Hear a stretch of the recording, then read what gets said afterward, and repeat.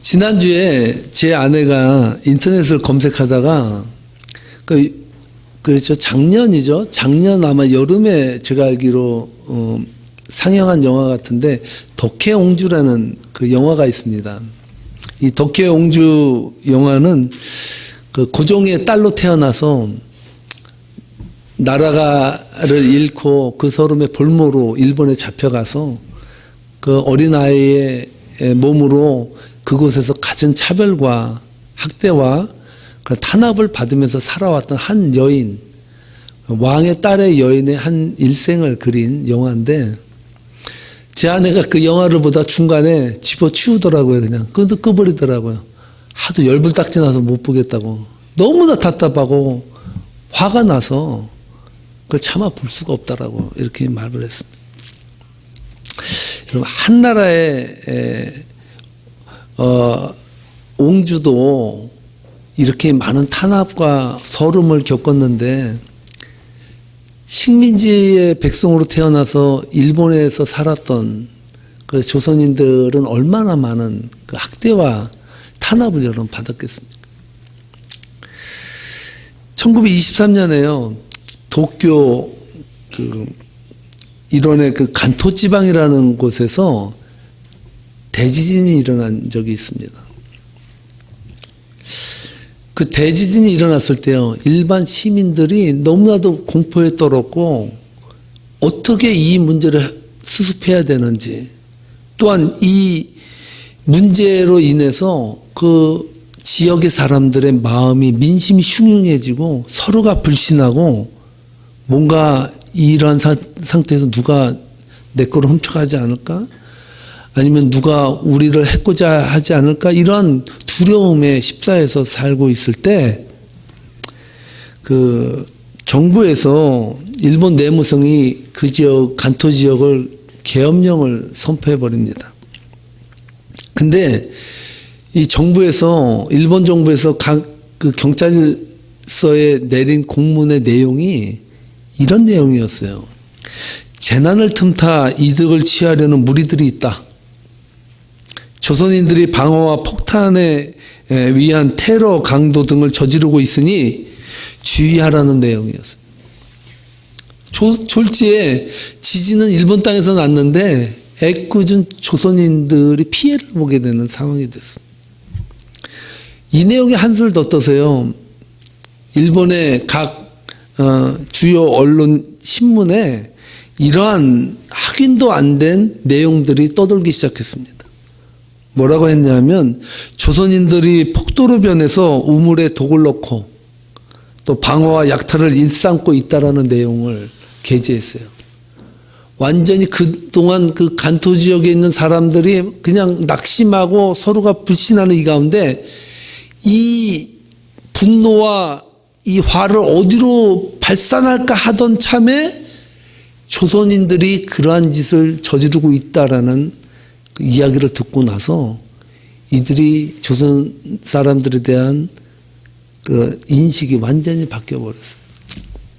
그다음부터 이 마을, 이 지역의 사람들이 자경단이라는 것을 조직해서 우리 지역은 우리가 지킨다. 경찰이 아니라 일반 시민이 경찰 아닌 경찰이 돼서 조선인들을 잡아서 죽이기 시작한 거예요.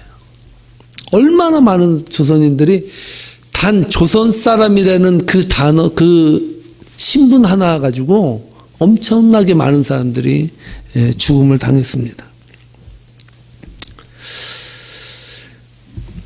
여러분, 이 사건이 어떻게 보면 일본 정부에서 그 흉흉한 민심을 조선이라는 또한 중국이라는 그 식민지 백성들에게 전가함으로 말미암아 자신들은 그 위기로부터 벗어나려고 하는 그런 생각이 있었다는 것이 역사적으로 밝혀지고 있어요. 그래서 지금도 역사학자 중에 그 개인적으로 간토 지역의 이런 학살과 이런 만행에 대해서 지금도 연구하고 있는 거죠.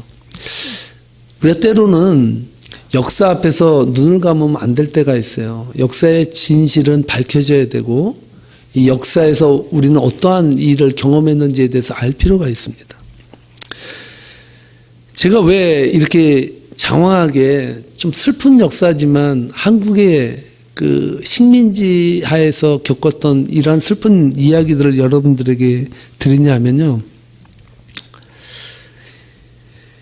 이 슬픈 역사를 통해서 한 가지 교훈이 있는데 그것은 뭐냐면 인간이 가지고 있는 죄성을 발견하게 됩니다.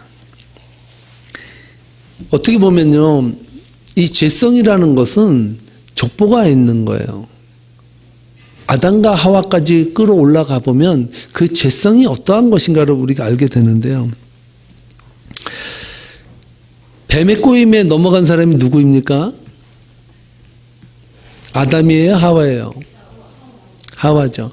하와가 뱀의 꼬임에 넘어가서 하나님같이 될 거라는 그 말을 듣고서 먹지 말라는 선악과를 따서 먹었습니다. 그것을 먹고 나서 남편인 아담에게도 그 선악과를 줘서 먹게 했어요. 그런데 알게 된 것은 그들이 하나님이 된 것이 아니라 그들이 벗었다는 사실, 부끄러운 사실을 알게 된 거예요. 그래서 2% 치마를 해서 입고 가리고 그렇게 살고 있는데 하나님께서 아담을 부르죠. 아담아, 네가 어디 있느냐? 이렇게 부르니까 아담이 부끄러워서 숨어 있다라고 말했습니다.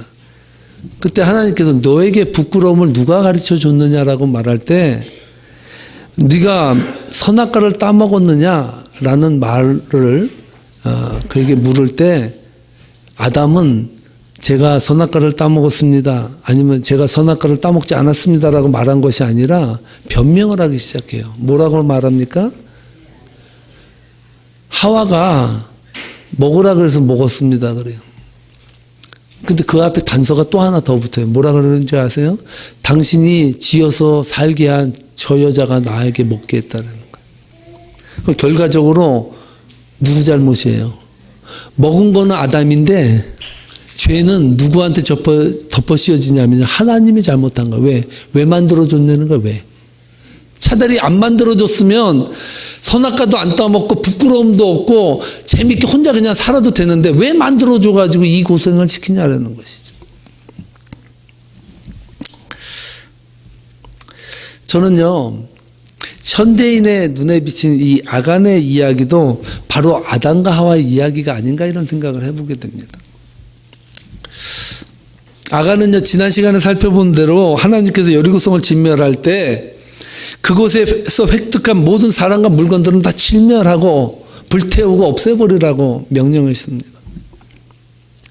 그런데 이 아간은요, 진멸하라고 한 물건 중에서 금 50세겔과 은 200세겔 그리고 시날산의 외투 한 벌을 감춰놨어요.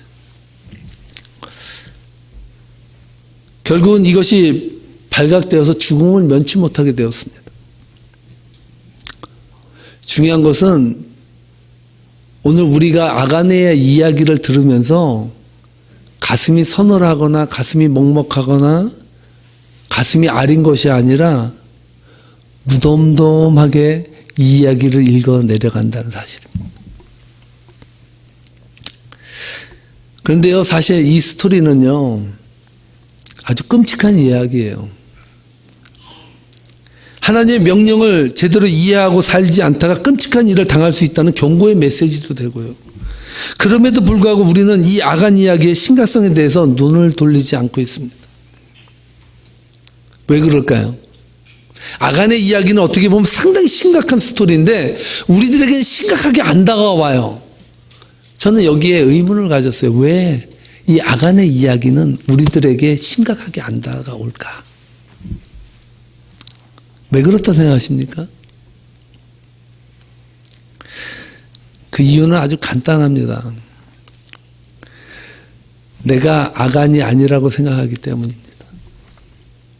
난 아간이 아니에요. 적어도 나는 아간과 다른 인생이에요. 그래도 나는 아간이라는 인간보다는 조금 더 낫다라는 생각, 그 생각이 오늘 이 본문의 아간의 이야기를 그냥 무덤덤하게 읽어 내려가게 만든다는 사실입니다. 그런 의미에서 우리는 오늘 이 아간 이야기를 한번 뒤집어서 읽어볼 필요가 있습니다. 오늘 본문을요, 아간의 이야기로 단정해서 이해하고 읽으시는 분들은 제가 한 가지 그렇지 않을까라는 유추의 생각이지만 맞을 수 있겠다라는 생각을 가지고 말씀드리는데, 오늘 이 아간의 이야기를 단지 아간의 이야기로만 읽고 이해하시는 분들은 여러분의 인생을 살아가면서 문제들을 겪고 고통을 겪고 어려움을 겪을 때 다분히 그 문제와 고통과 어려움에 대해서 남 탓을 할 수 있는 확률이 상당히 높으신 분들입니다. 동의하십니까? 오늘 이 아간의 이야기가 나의 이야기가 아니고 남의 이야기로 붙여지는 분들은 남 탓을 하기 쉬운 인생을 살기 쉽습니다. 하나님께서 우리들에게 주시고자 하시는 메시지는 오늘 이 본문 여호수아서 7장 아간의 이야기를 통해서 우리들에게 들려주고자 하시는 하나님의 메시지는 21세기를 살아가는 나의 이야기라는 거예요. 우리의 이야기도 너무 범위가 넓습니다. 아간의 이야기는 곧 나의 이야기. 오늘 본문의 아간의 이야기는 그의 이야기가 아니라 나의 이야기고요. 하나님은 가나안 정복 때 일어났던 아간이라는 죄인을 다루는 이야기가 아니라 오늘 21세기를 살아가는 나의 죄의 스토리를 다루고 계신다는 사실을 우리는 자각할 때 오늘 이 아간의 이야기가 오늘을 살아가는 나의 인생 속의 죄짐에 대해서 하나님께서 지적하시는 그 음성을 듣게 된다는 사실입니다. 여러분들은 오늘 이 본문을 통해서 캐치했는지 안 하셨는지 모르겠어요. 근데 오늘 이 본문 속에서요, 캐치해야 될 말씀이 있어요. 그것은 아간은요, 자신이 제비뽑기에서 뽑히기 전까지 그는 자기 자신이 어떤 죄를 지었냐에 대한 문제조차도 전혀 인식하지 않고 있다는 사실입니다. 여러분 그걸 캐치했는지 모르겠어요. 아니면 알면서도 그 죄의 심각성을 자각하지 못하는 것처럼 느껴집니다. 여호수아는 하나님의 명령을 받고요, 이스라엘 백성들을 모았어요. 모아서 제비뽑기를 시작합니다. 그 내용이 바로 16절로 18절까지 말씀입니다. 함께 16절로 18절 말씀 읽도록 하겠습니다. 이에 여호수아가 아침 일찍이 일어나서 이스라엘을 그의 지파대로 가까이 나오게 하였더니 유다 지파가 뽑혔고 유다 족속을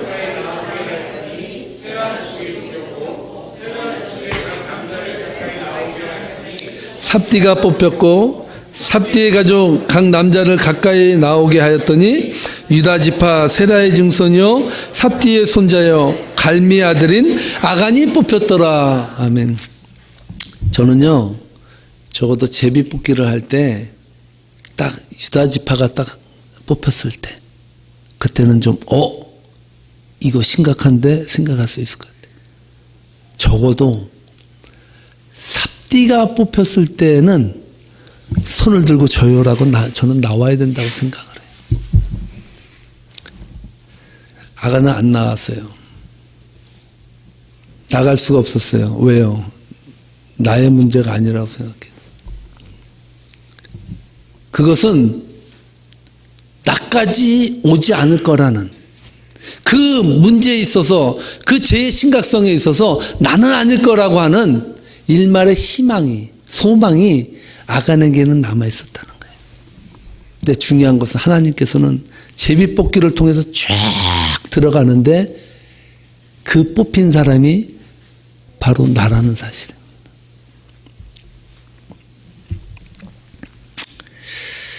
우리나라 정치 코미디 있잖아요. 우리나라 정치는 다 코미디라고 말을 합니다. 얼마나 정치를 쇼로 하면 코미디라는 말을 합니까?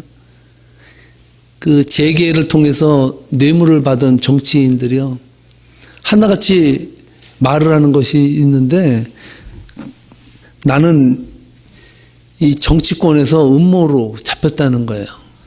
타켓이 돼서 나를 이렇게 잡아놨다는 것이죠. 그런 사람들이 포토라인을 씁니다. 검찰청에 들어가기 전에. 그러면 다 하나같이 이렇게 말합니다. 저는 아무 잘못도 없습니다. 저는 너무나도 억울합니다. 검찰청에 가서 진실을 밝히겠습니다. 인사하고 들어가요. 그 다음에 나오는 거 보면 쇠고랑처럼 나오더라고요. 그래서 고백하는 것이 뭡니까? 국민 여러분께 죄송합니다 하고 구치소로 가는 거예요. 뭐 표적수사니 뭐 그런 것도 물론 있을 수 있어요. 근데 단지 표적수사건 뭐건 자주한 걸린 게 있는 거 아니에요. 그런데 그것이 나는 아니라고, 왜 나만이라고 하는 그 악한과 같은 생각들이 어떻게 보면 우리의 죄성을 가리울 때가 너무나도 많아요. 인간은요, 자신이 죄인이라고 하는 민낯이 다 드러나기 전까지 감추면 된다고 생각합니다. 그 죄에 대해서 자신과 아무 상관이 없다고까지 생각합니다. 나는 악한이 아니라고 생각합니다. 그 가장 좋은 예가 다윗 아닙니까? 다윗. 다윗은요, 어떠한 형편에 놓였던 관계 없이 그는 자기의 부하 장군 우리아의 아내 밧세바를 범하게 돼요. 다윗은 거기서 끝났어도 그것도 큰 죄인데 거기다 어떤 죄를 졌냐면요, 이 밧세바를 얻기 위해서 자기의 충성스러운 자기의 부하 장군을 적진에 보내서 계획적으로 우리아만 죽이고서 후퇴하게 만드는 아주 교활한 작전까지 핀 사람이 하나님의 마음에 합했다라고 생각한 그 말을 들었던 다윗이라는 사실. 다윗은 괜찮아요. 아무 잘못도 없어요. 떳떳해요. 그렇게 이 이야기는 묻히는 줄 알았어요. 하나님께서는 아시고 계세요. 하나님은 나단을 보냅니다. 나단, 가서 다윗에게 그가 저지른 것이 무엇인지를 알려줘라. 그게 나단을 보냅니다. 나단이 사무엘하 12장에 보면은 다윗에게 가서 한 이야기를 하기 시작합니다. 왕이시여, 한 성읍에 두 사람이 있었는데 한 사람은 아주 부자입니다. 또 한 사람은 아주 가난한 사람입니다. 이 사람은 얼마나 가난한지 그의 재산 목록 1호는 어린, 그것도 큰 암양도 아니에요. 새끼를 뵐 수 있는 양도 아니에요. 아직 새끼 베기에도 어린 그 암양 하나가 전 재산이에요. 얼마나 귀한지 이 양을 자기 자식처럼 함께 먹이고 함께 지내고 사는 애지중지하는 양이라는 걸 강조해 나단이. 그러니까 다윗의 마음이 뭉클해져요. 그렇게 애지중지한 양이야. 하루는 이 부자에게 손님이 찾아옵니다. 근데 이 부자는 양과 염소와 소가 엄청 많아요. 근데 자기 소를 잡고 자기 양을 잡기에는 아까워. 그러니까 이 사람이 어떻게 하냐면요, 이 부자가 그 한 마리 암양 새끼 그 조그만 거 하나 애지중지하는 거를 갖다 빼앗아다가 목을 치고 가죽을 뺏기고 요리를 해서 그 손님을 대접했다는 거예요. 다윗이 그 얘기를 듣다가 벌떡 일어나더니 어떤 놈이야? 그 놈은 사형에 속하는 죄를 졌다. 약자를 괴롭히는 거는 용서할 수 없어 하고 이야기를 하는데 나단이 다윗에게 뭐라고 말합니까? 당신이 바로 그 사람이요. 심각한 말이에요. 왜? 다윗은 암양 새끼를 빼앗는 것에 대해서는 분노하면서 자신의 부하의 아내를 범하고 빼앗는 것은 왜 당연하게 여길 수 있었을까?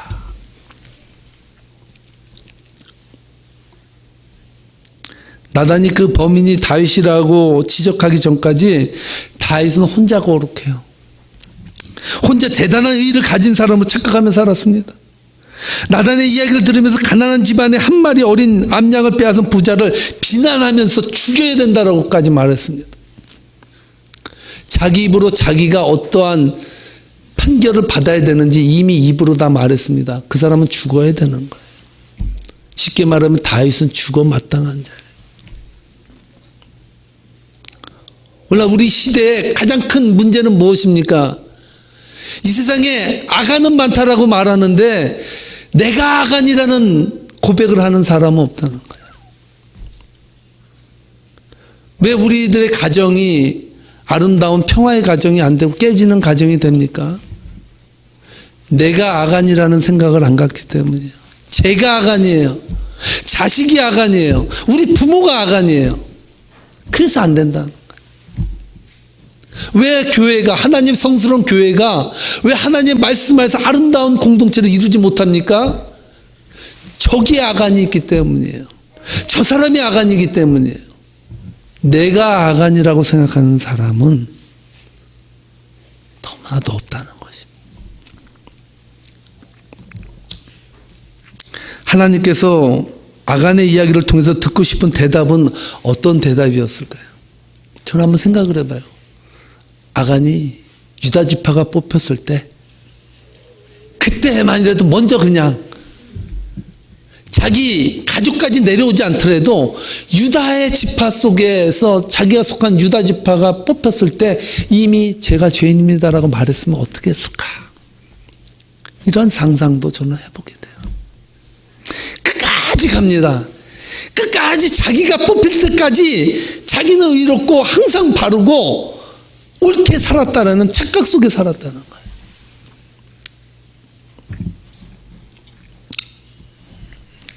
하나님은 제가 아간입니다 라는 고백을 듣고 싶어 하세요. 제가 하나님과 사람 앞에 죄를 지은 인간입니다 라는 철저한 회개와 반성의 고백이 없이 어떻게 십자가의 은혜를 우리가 받을 수 있겠습니까? 십자가의 은혜는 값없이 정말 우리의 공로 없이 하나님께서 죄인인 우리를 받아주신 은혜입니다. 그 은혜는 우리가 철저하게 하나님 앞에 내가 아간입니다라고 고백하는 자들에게 임하는 은혜지. 아무런 마음의 동요 없이 그저 덤덤하게 아간을 바라보는 우리들에게 그 은혜는 과연 어떠한 가치가 있겠습니까? 저는요, 이 아간의 이야기를 들으면서 느헤미야가 생각났어요. 그 느헤미야는요, 페르시아 제국의 그러니까 이스라엘이 바사 페르시아에게 망해서 페르시아의 식민지가 됐는데 이 느헤미야는 7중에서요 그 이스라엘 백성 중에서 왕 페르시아 왕의 시중을 드는 그런 직분으로 수상궁에서 살았던 사람입니다. 그런 그에게 그의 형제 하나니가 찾아와서 자신들의 백성이 이스라엘이 처한 현실과 예루살렘 성이 무너져서 얼마나 비참하게 초토화됐는지에 대해서 이야기를 다 해줬어요. 성문들은 다 불타고요. 백성들은 큰 환난과 능욕을 받고 있는 그런 상황이었습니다. 어찌 보면요, 페르시아의 수상궁에서 떵떵거리고 편하게 사는 이 느헤미야는 so what? 그게 나랑 뭔 관계가 있다고? 그는 저 식민지 백성으로 그냥 사는 거고 나는 지금 수상궁에 살고 있는데 뭐가 그게 나에게 의미가 있냐라고 말해도 누구 하나 뭐라 그럴 사람이 없어요. 그런데요, 이 느헤미야는 그 이야기를 들었을 때 그는 하나님 앞에 회개하고 금식하고 하나님 앞에 기도하기 시작했습니다. 그는 하나님께 긍휼을 베풀어 달라고 간절히 기도했습니다. 제가 관심을 갖는 대목이 느헤미야가 하나님 앞에 드렸던 기도의 내용이에요. 오늘 그 내용을 여러분들에게 소개해드리고 말씀을 마치려고 합니다. 느헤미야서 1장 6절에 보면 느헤미야가 하나님 앞에 이렇게 고백합니다. 다 함께 읽겠습니다. 이제 종이 주의 종들인 이스라엘 자손을 위하여 주야로 기도하오며 우리 이스라엘 자손이 주께 범죄한 죄들을 자복하오니 주는 귀를 기울이시며 눈을 여시사 종의 기도를 들으시옵소서. 나와 내 아버지의 집이 범죄하여. 아멘. 저는 저 말씀 속에서 마지막 구절인 나와 내 아버지의 집이 범죄하였다라고 고백하는 이 대목이 제 가슴에 확 와닿습니다. 느헤미야는 이렇게 고백하는 것이죠. 내 아버지 집이 범죄했다라고 말하지 않고 먼저 누가 범죄했다고요? 내가 범죄했습니다. 내가 아간입니다. 내 죄 때문에 이스라엘 백성들이 고통을 받습니다라고 고백하고 있어요. 나 때문에 우리 가정이 고통을 받고 있습니다. 내가 잘못 걸어온 길 때문에 내 자식이 고통을 받고 있습니다. 나의 잘못 때문에 우리 부모의 이름에 먹칠을 하며 살고 있습니다. 나 때문입니다라고 하는 느헤미야의 기도가 있었다는 거예요. 한 가지 분명한 사실은 이런 집안은 소망이 있습니다. 이런 집안은 흥합니다. 요새 한국에 흥부자라고 유행하더라고. 흥하다, 흥 해서 뭐 이름도 흥이라고 짓기도 하고 하는데. 되는 집안은 집안에 닥쳐진 고통과 어려움과 힘든 문제가 있을 때마다 주님, 제가 잘못했습니다. 그렇게 말하지 않고 하나님, 제가 범죄했나이다. 이렇게 고백하는 거예요. 흥하는 교회는 어떤 교회일까요? 하나님, 저 성도가 죄를 지었나이다. 그렇게 고백하는 게 아니라 따라하시면 바랍니다. 하나님, 제가 하나님 앞에 죄를 지었나이다. 이것이 바로 오늘 이 아간 이야기가 21세기를 살아가는 우리들에게 주시는 하나님의 메시지입니다. 아간은 제가 아니라 바로 접니다. 아간은 남이 아니라 바로 저 자신입니다. 우리가 이러한 자세로 하나님 앞에 설 때 우리들의 삶 가운데 비난과 남을 경멸하는 것, 교회 안에서 차별을 두는 이 우리의 눈이 다 사라지고 오직 성령님께서 교회를 움직이시는, 할렐루야, 성령님께서 가정을 움직이시는, 성령님께서 여러분 각자를 움직이시는 은혜의 능력이 일어날 줄 믿습니다. 이 말씀 붙들고 하나님, 제가 아간입니다 라고 고백하며 하나 회개하며 설 수 있는 세계명교회 성도님들 되시기를 주님의 이름으로 축복합니다. 기도하시겠습니다.